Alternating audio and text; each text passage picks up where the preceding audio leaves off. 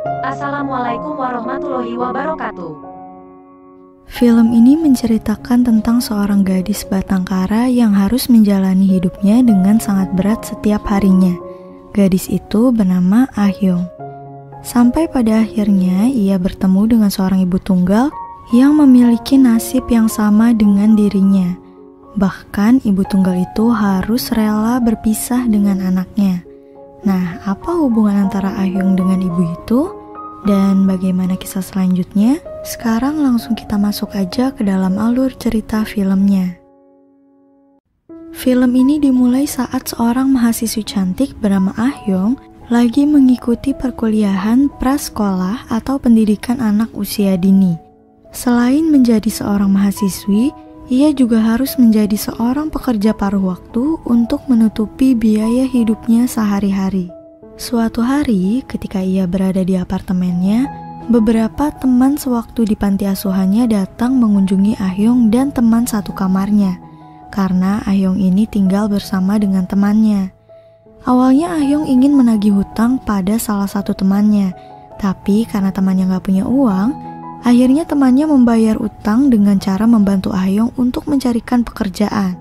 Pekerjaan yang ia sarankan adalah menjadi seorang penjaga bayi dari seorang wanita yang bekerja di bar. Keesokan harinya, Ah Hyung pun menemui ibu bayi yang akan ia jaga. Wanita itu bernama Yongche. Awalnya Yongche ini ragu untuk mempekerjakan Ah Hyung karena melihat usianya yang masih muda dan belum berpengalaman. Tapi setelah melihat bagaimana cara kerja Ah Hyung, Yongche pun berjanji akan menghubunginya kembali. Akhirnya Ah Hyung dihubungi dan keesokan harinya ia mulai melakukan pekerjaannya. Pada saat itu Yongche menjelaskan apa saja yang harus ia lakukan dan apa aja yang ia butuhkan. Setelah itu Yongche pun meninggalkan mereka dan pergi bekerja di bar seperti biasanya. Di hari pertama ia bekerja, tidak membuat Ah Hyung kesulitan merawat Hyuk. Hyuk itu adalah nama bayinya. Nah, ada beberapa hal yang ternyata Ah Hyung ini belum terbiasa. Misalnya, kayak si bayi itu gumoh dan lain sebagainya. Awalnya Ah Hyung mencoba melaporkan hal itu, tapi Yongche bilang kalau itu adalah hal yang biasa terjadi. Pada saat menjaga bayi itu, Ah Hyung mencoba membuat jurnal sederhana dan meminta Yongche untuk membacanya. Tapi sayangnya Yongche sama sekali gak tertarik sama hal itu. Pada malam harinya, ketika Yongche kembali ke rumah, Ah Hyung dikejutkan dengan melihat kondisi Yongche yang sedang mabuk berat. Setelah itu, Ah Hyung pun mengambil gajinya dan segera kembali ke rumahnya. Keesokan harinya, Ah Hyung kembali ke apartemen untuk bekerja dan bermain bersama bayi itu. Namun pada saat itu, Yongche terlihat kurang menyukai kedekatan mereka. Nah, pada saat yang bersamaan, Ah Hyung meminta izin membawa Hyuk keluar jalan-jalan ke taman. Akhirnya mereka bertiga jalan ke taman dan gak lama kemudian Yongche pun meninggalkan mereka untuk pergi bekerja. Setelah Yongche pergi, Ah Hyung membawa bayi itu kembali ke rumah. Namun pada saat itu, tanpa diduga, ada seorang wanita yang tidak ia kenal memaksa masuk dan meminta Ah Hyung untuk memanggil Yongche. Kalau enggak, dia akan melaporkan mereka ke polisi. Gak lama kemudian Yongche pun datang dan mengancam wanita itu dengan sebuah pisau. Ternyata Yongche mempunyai utang kepada wanita itu karena sebelumnya ia berjanji akan menjual bayinya sebagai gantinya. Hidup Ah Hyung yang rumit gak sampai di situ aja. Saat kembali ke rumah, ia bahkan tidak bisa beristirahat dengan tenang karena teman satu kamarnya itu sangat manja dan gak bisa apa-apa. Beberapa kali mereka juga harus berdebat karena hal-hal kecil. Sementara di tempat lain, Yongche juga gak bisa tenang dengan pekerjaannya. Ia harus menghadapi berbagai masalah yang membuatnya tidak dapat bekerja secara maksimal. Di malam itu, Yongche mengajak Ah Hyung untuk bertemu di luar. Ia pun sengaja datang dan membawa Hyuk yang lagi tidur. Pada saat itu Ah Hyung membawanya berjalan di sekitar kampusnya. Mereka berdua mengelilingi kampus itu hingga akhirnya Ah Hyung dan Yongche berhenti di sebuah kelas. Pada saat itu dapat dilihat kalau Yongche ini sebenarnya sangat ingin melanjutkan pendidikannya. Tapi sayangnya nasibnya itu kurang beruntung. Menjadi seorang mahasiswi dan pekerja paruh waktu membuat Ah Hyung melupakan beberapa tugasnya. Bahkan ia juga lupa mengerjakan tugas praktikumnya. Awalnya Ah-yong ingin menunda tugasnya, namun dosennya mengatakan hal itu akan berpengaruh padanya dan ia tidak akan mendapatkan pekerjaan. Ia juga memberikan rekomendasi tempat praktikum yang baik untuk Ah-yong. Pada saat yang sama, Yong-chae kewalahan merawat bayi itu karena bayi itu menangis sepanjang hari. Bahkan, ia sampai membiarkan anaknya itu karena udah gak sanggup mendiamkannya. Gak lama kemudian Ah-yong segera datang dan menggendong bayi itu, dan bayi itu langsung terdiam di pangkuannya Ah-yong. Gak lama setelah itu Ah-yong pun minta izin untuk melakukan praktikum selama 1 bulan di tempat penitipan anak. Dan dia juga akan berjanji mencarikan penggantinya selama ia menjalani praktikum. Awalnya Yong-chae gak terima dengan keputusan Ah-yong, tapi ia juga gak punya pilihan lain. Pada malam harinya, ketika Yong-chae baru aja pulang kerja, ia melihat Ah-yong yang lagi tertidur. Ia pun segera melihat bayinya dan menggendongnya tanpa sepengetahuan Ah-yong karena dia udah tertidur lelap. Namun pada saat itu bayinya sama sekali gak mau ngelihat ibunya. Akhirnya ia meletakkan bayinya kembali ke tempat tidur bayi dan lupa menutup pembatas tempat tidurnya. Setelah itu ia pergi meninggalkan rumah dan pergi ke sebuah ruang kelas untuk menenangkan diri. Setelah beberapa lama berada di sana, ia menerima telepon dari Ah-yong yang mengatakan kalau anaknya itu baru aja jatuh dari box tempat tidurnya. Bayinya mengalami retak di bagian tengkorak dan harus dirawat selama beberapa hari di rumah sakit. Pada saat itu, Ah-yong menjelaskan kalau dia sudah mengunci pembatas box tempat tidur bayinya, tapi di sana Yong-chae terus menyalahkan Ah-yong padahal itu salah dia sendiri. Tapi dia malah nyalain Ah-yong untuk menutupi kesalahannya. Setelah bayi itu pulih, dokter menyarankan agar bayi itu dirawat oleh penjaga bayi lainnya. Hal ini dikarenakan keadaan Yong-chae yang tidak memungkinkan untuk merawatnya sendirian. Tapi pada saat itu Yong-chae kesulitan mencari penjaga bayi karena tarifnya yang sangat mahal. Gak cuma itu aja, biaya pengobatan bayi itu juga sangat mahal di luar dugaannya.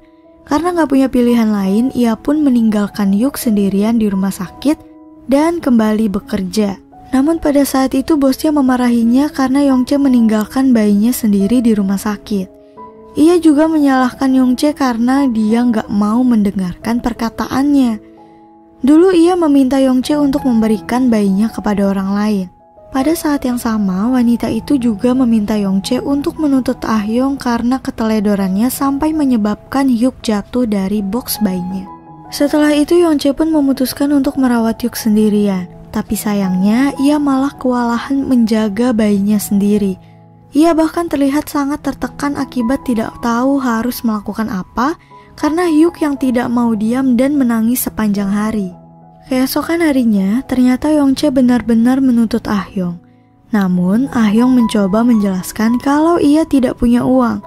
Pengacara Yong-chae pun memberikan pilihan lain yaitu berdamai jika ia tidak ingin dipenjara.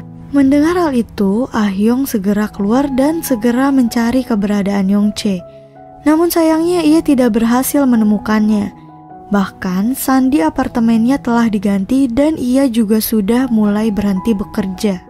Ternyata Yong-chae telah meninggalkan kota itu dan mengikuti kursus salon. Sedangkan Yuk dijual kepada wanita yang menemuinya di apartemen beberapa waktu yang lalu. Wanita itu datang untuk meminta tanda tangan penyerahan bayi itu, dan wanita itu juga memintanya untuk tidak mengunjungi bayi itu lagi. Pada malam harinya, Yong-chae malah datang dan memantau wanita itu. Di malam itu dari kejauhan ia melihat bayinya yang sedang menangis di tangan wanita itu. Merasa sedih dan tidak tahu harus berbuat apa, akhirnya Yong-chae pun kembali dengan menyetir mobil tanpa menyalakan lampunya. Hingga akhirnya hal tersebut membuatnya mengalami kecelakaan. Pada saat itu Ah-yong pun mendengar kabar tersebut dan segera pergi ke rumah sakit. Awalnya Yong-chae menolak kedatangannya dan memintanya untuk segera pergi. Tapi bosnya Yong-chae malah meminta Ah-yong untuk tetap berada di sana dan merawat Yong-chae. Yong-chae pun segera meninggalkannya, tapi Ah-yong segera mengejarnya dan menanyakan di mana keberadaan bayi itu.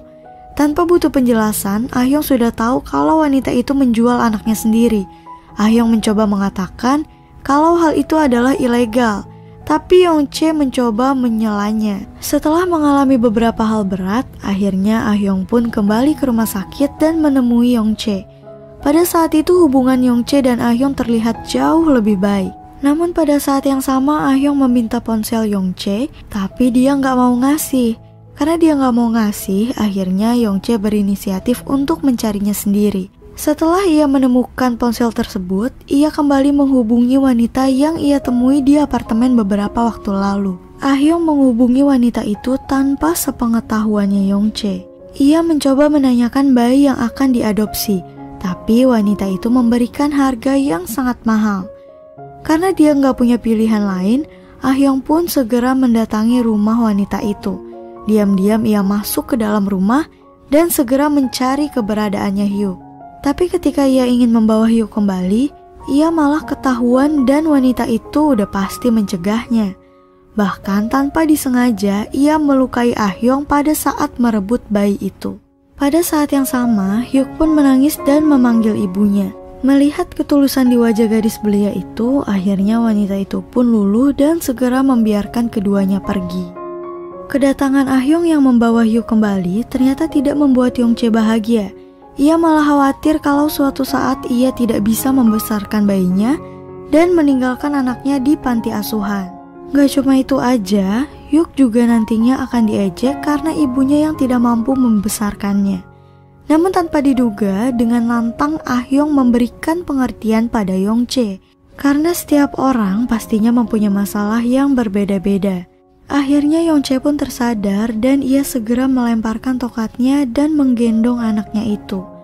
Melihat Yongche yang menangis, Ah Hyung pun segera mendekatinya dan berjanji untuk membantunya membesarkan Hyuk bersama. Ia melakukan hal itu karena baginya Yongche bukanlah orang jahat. Sementara keduanya sedang berbicara, bos yang memasak makanan untuk Hyuk, gak lama kemudian makanan tersebut pun siap untuk disajikan. Kemudian ketiga wanita itu menari bersama dan mencoba menenangkan Hyuk di malam itu. Kelihatannya mereka sih bahagia. Dan film pun selesai. Mohon maaf apabila ada kekurangan dalam video ini. Terima kasih.